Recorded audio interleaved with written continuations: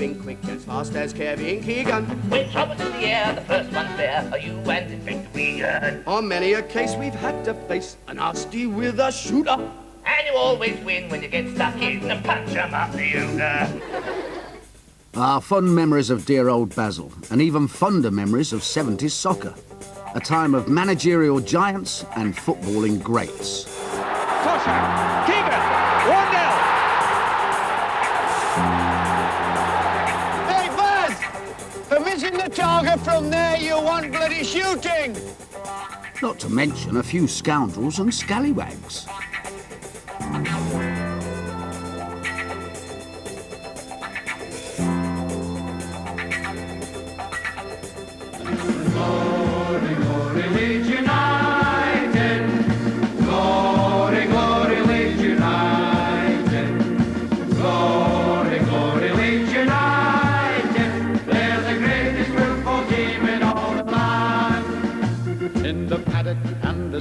Shed, let's hear the voices sing. Let's get more bloody energy and bite. I said, get big with no line drop of when you do the things right. So you set a bit of energy, give them no room, and that was it. But they're all at sea. Go marching on. The glory boys of the 70s were the strikers, who tended to hunt in pairs. At Leeds United, Alan Clark and Mick Jones were a lethal combination. On by Madeley, Jones, Clark!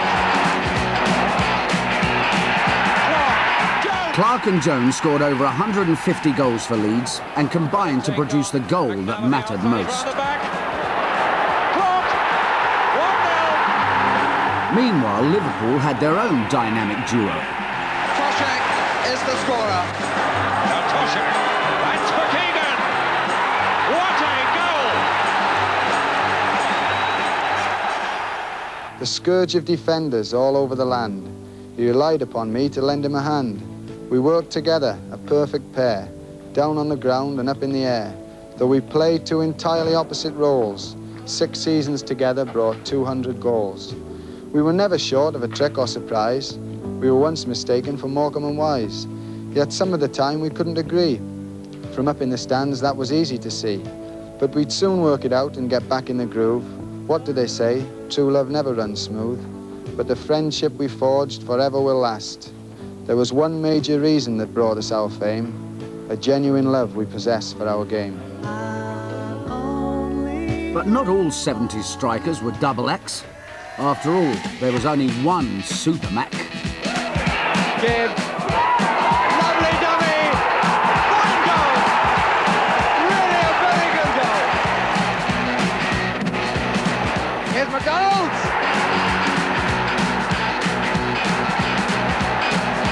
McDonald now on a run. Cahoon's with him. It's still McDonald. And that's why he's so dangerous. Whitefoot shot is on and a good one. Fine goal by Malcolm McDonald. Super Mac scored over 100 goals in just 5 seasons at Newcastle, before moving on to Arsenal, where the goals kept on coming. McDonald getting up. That's the one he wanted. And how well he put it away.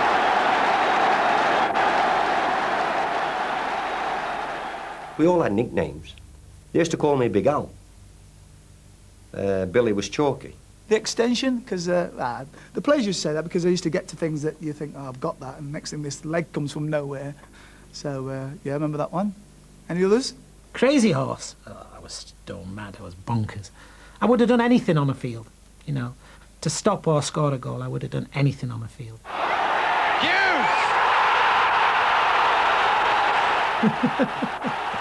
He used to lasso and hog-tie me when I scored a goal. I used to run for 20 minutes. People say, bite your legs, and then they know how it is straight away. So it's, in some ways, people used to say, did it upset you? Not at all. It didn't upset me. They didn't bother at Leeds United, and Alf Ramsey never bothered. So it's been good for me personally, because you're known for something. We're on the march, we always have been.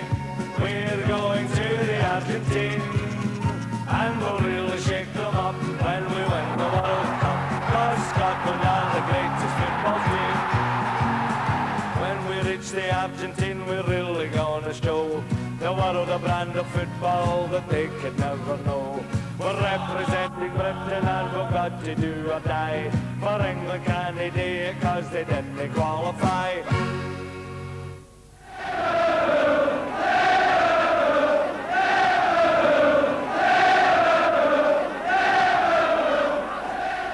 Liverpool's Kop is filled with some of the most passionate fans in the world. It's largely they who make their own stars, just as they provide the club's income. But they can reject their stars too, because the fans ultimately demand success from the team with which they identify.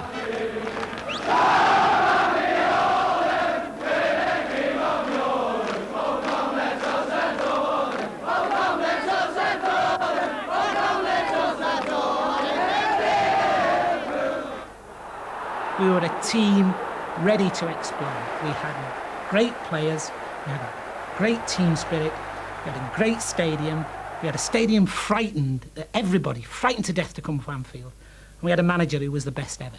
I'm going away, away, away. Shanks was a big softy when it came to family and friends. Away, away. This is Bill's grandchildren. But when it came to the training ground, he was a different proposition.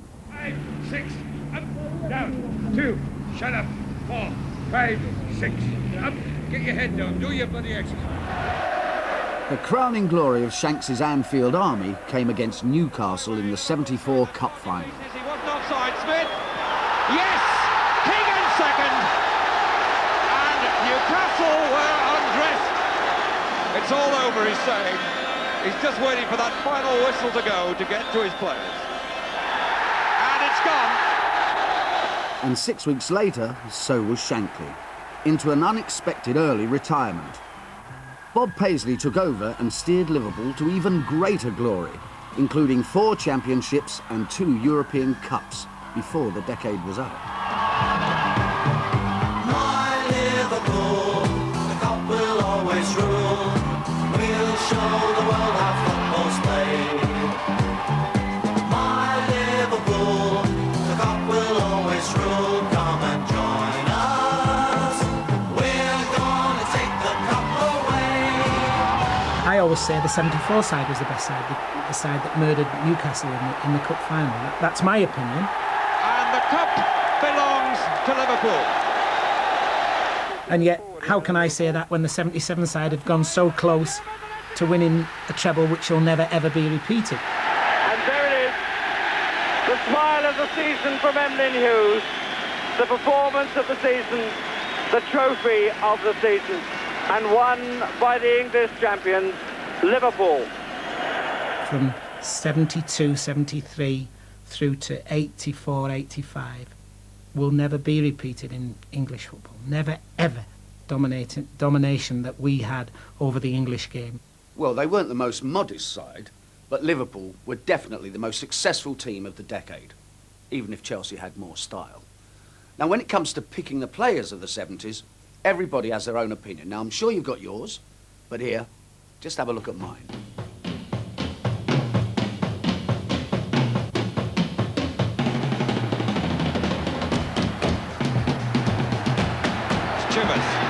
Douglas.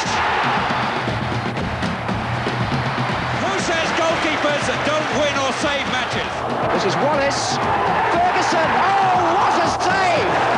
Oh, outstanding goalkeeping. It's come to Douglas. Oh, what a save! If when you've got someone like Peter behind us, who was certainly the best goalkeeper I ever played with, then you feel more secure as a team. Put back. And superbly tipped around by Chilton.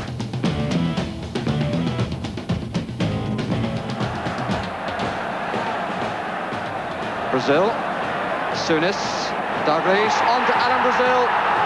Good challenge by Mick Mills. Right through to Regis, and Regis couldn't get it. Mills scored. Mills the captain.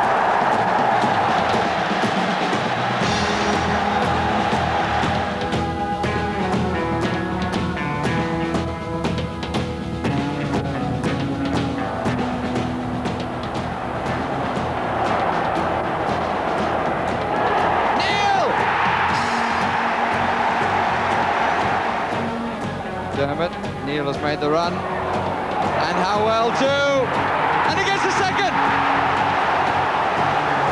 Oh, that's beautifully done by Phil Neal.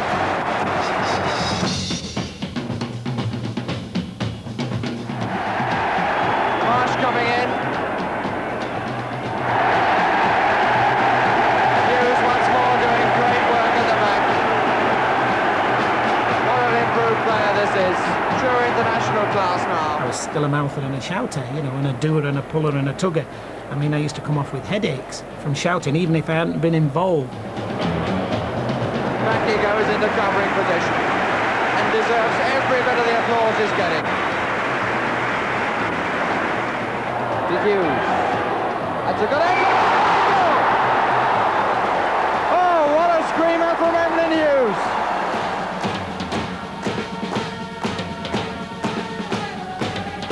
Norman Hunter, he gets in behind full-backs, he gets in behind Jack, and he wins the ball and he gives it to the middle people, Johnny Giles and Billy Bremner and Eddie Gray, and he says, go on, take them on, and they'll lose the ball, and he'll go and win it again for them and give it back again. Hit! Bell. This time it's Hunter.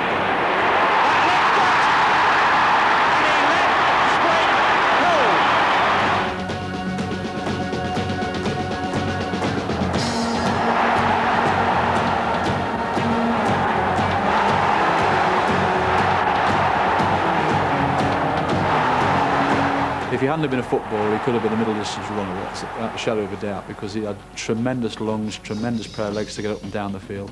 And the other thing, he was capable of scoring special goals. McDermott. What a strike! Oh! McDermott has done it again!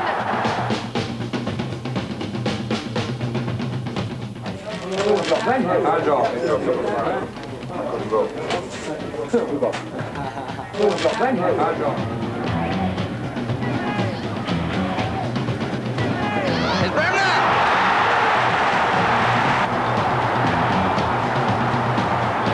It's Bremner!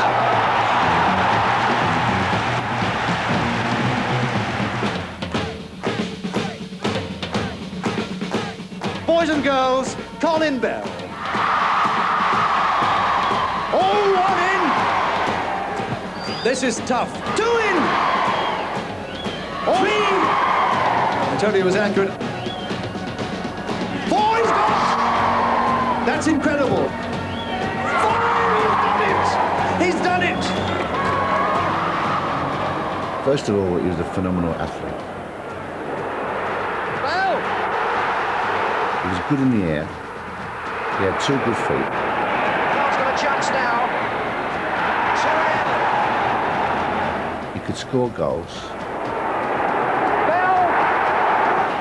And he could run all day. He was a great all-round player. Great all-round. I mean, I'd pick him in my world team. 3-0! Robertson. Good running by Bowyer, number 8. I thought John Robertson was tremendous on the left side. Little dumpy fella, but what a player. Still Robertson. He was arguably the best winger in Europe for about a 3 or 4 year period. Oh, Witt took it right up Woodcock's toe. Slightly overweight fella on the wing, but when he got the ball, I mean, he glides past people, and it was certainly a joy to watch. There could be something on here. He tried to lob the goalkeeper and he did. A superb goal by Robertson. A piece of sheer skill.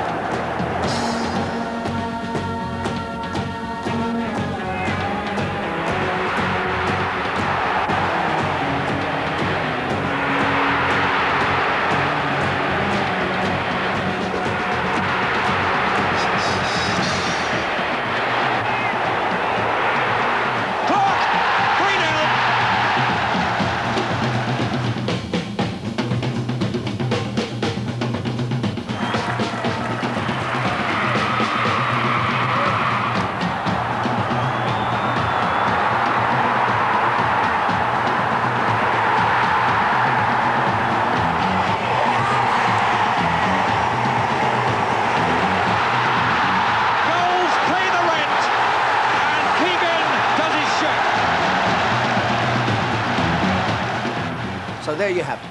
Kevin Keegan completes the Waterman 11, and not a Manchester United player in sight. So for all you United fans, here's a blast from the past.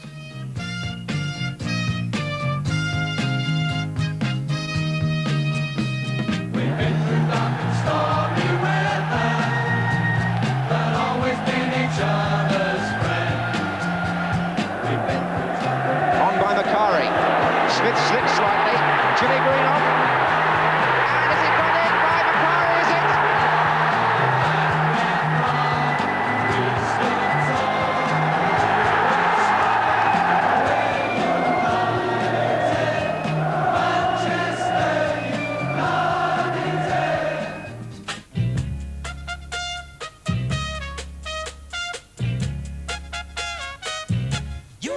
The 70s certainly produced more than its fair share of cup upsets.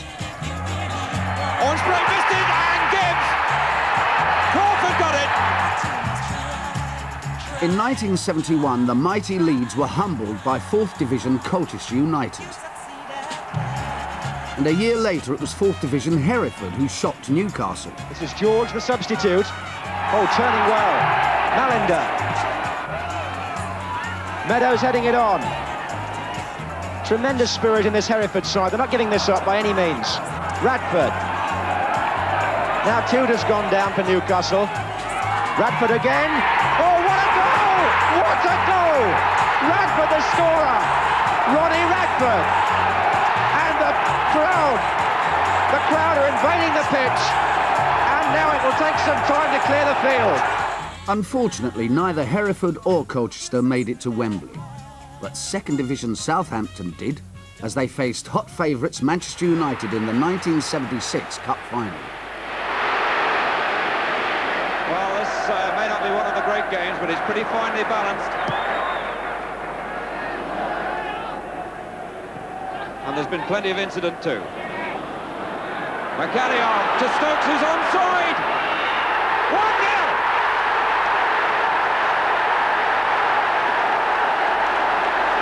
Southampton go mad. And on the bench they celebrate. Just to score, and it's 1-0. That was the big thing to me, 1-0. I mean, if it had been 4-3, a lot of difference. 1-0. That meant everything. We drove around this town, and they were coming out of hospitals. They were firemen up ladders. You couldn't just imagine what we went through. It was absolutely fantastic. Absolutely brilliant. And I thank Southampton for that.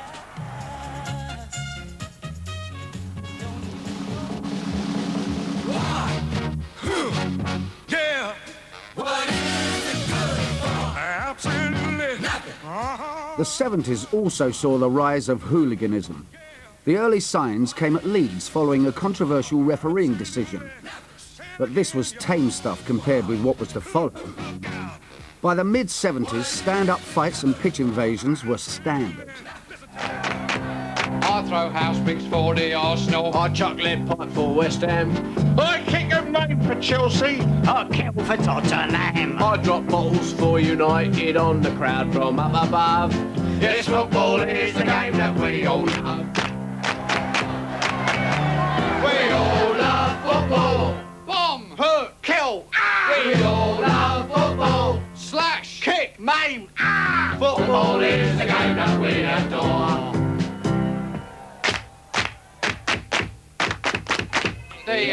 By the late 70s, pitch invasions had become a tactical weapon. It was the only way Leeds could get a result. The summer of '77 witnessed the pitch invasion to end them all, as victorious Scottish fans swarmed all over Wembley and took most of it home with them. But the spiritual home of football hooliganism was in South London. Only the brave ventured into the lion's den. This is what is known as Millwall aggro. If you're a visiting supporter, there's no safe standing room in the lion's den.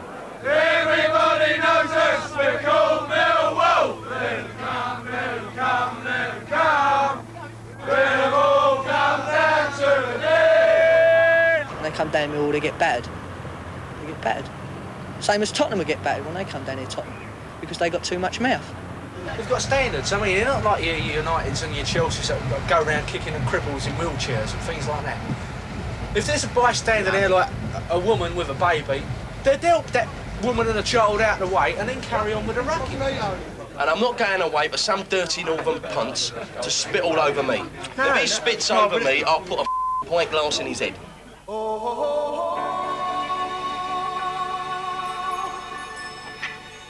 Fighting on the terraces was one thing, but when Leeds met Derby in 1976, there were two northern ponces looking for trouble.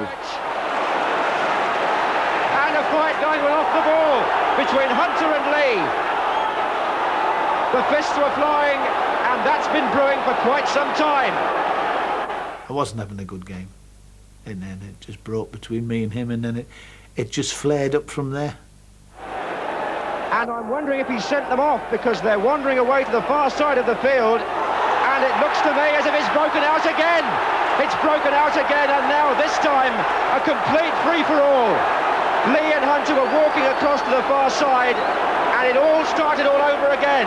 And I'm sure they must have been sent off this time anyway. Gordon Guthrie taking Lee away, and Hunter's going as well. And whether or not they were sent off the first time, they're certainly off the second. The FA took strict action against Franny Lee, but Hunter was let off scot-free.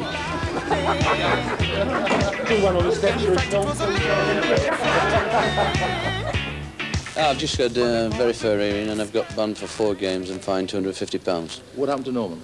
I don't know. I've not a clue. Could I ask you what your feelings are about Norman? I mean, now it's all over. I'd rather not say anything, thank you. Norman threw a punch at me when I wasn't looking and the referee sent us both off for fighting. I shouldn't have got sent off. I honestly shouldn't have got sent because I never threw any punches or anything like that. So I was so frustrated I got my lip split and I got sent off for something, you know, it was really Norman's fault. So I just lost my temper as I was walking off.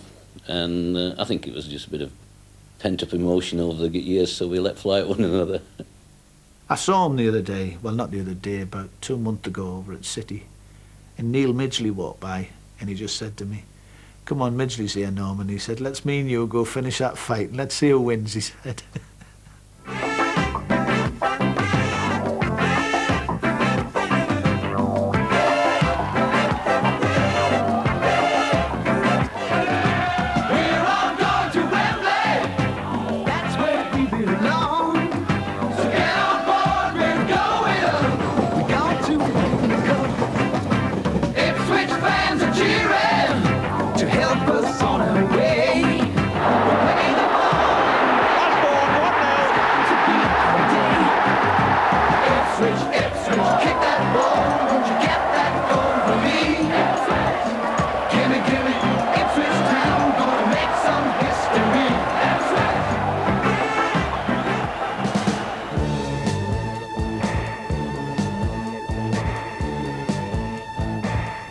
For the stars of the 70s, style was a big factor, especially when it came to cars.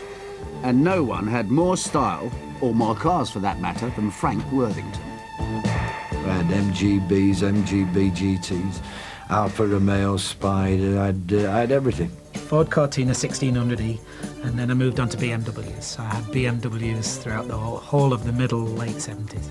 I drove a Ford Granada, and then I progressed, or whichever way you want to look at it, to one of those little 924 Porsches. I had a Ford Mustang, small one, and I had a Datsun 260Z at the time. And they were the two cars that really... And obviously before that I had a few Capris, which everyone had a Capri, didn't they? Ford Capri, 2 litre. 2 litre S with a big S on the side. When we began to have a bit of success, I got myself a sports car, I got myself an MGB. I don't know whether I should tell people this, but I got myself one of those dishy larders. Remember those? For a while I was driving a Volvo with my name on it on the side, which I didn't like very much because everybody was thinking, "Oh, what's he doing with his name on his car?" In New York, we had an American Cadillac, which did everything but make the beds. I had an Audi and a Vauxhall. We never had any flash cars at Leeds.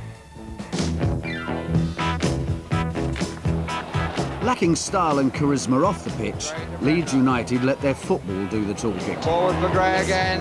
Jones, Gray. Clark out to the left. In comes Clark.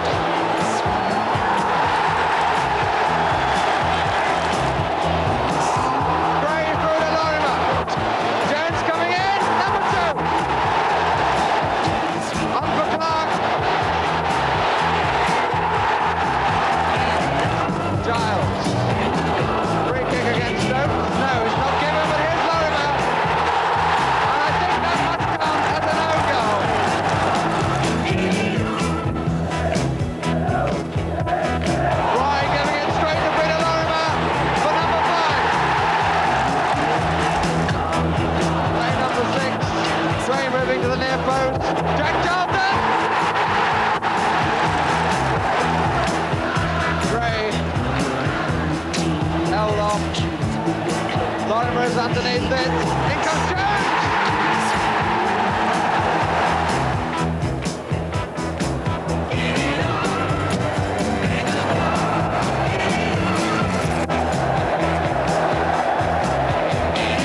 Say that Leeds are playing for Southampton is the understatement of the season. Poor Southampton just don't know what day it is. Every man jack of the Southampton Leeds side is now turning it on. Oh, look at that! It's almost cruel.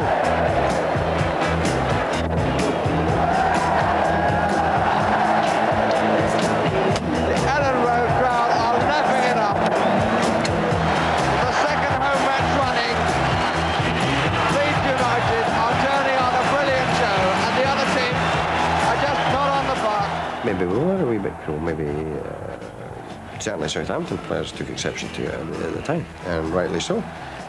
They were obviously trying to nail us when they got the opportunity to. But that particular day we were just too quick for them.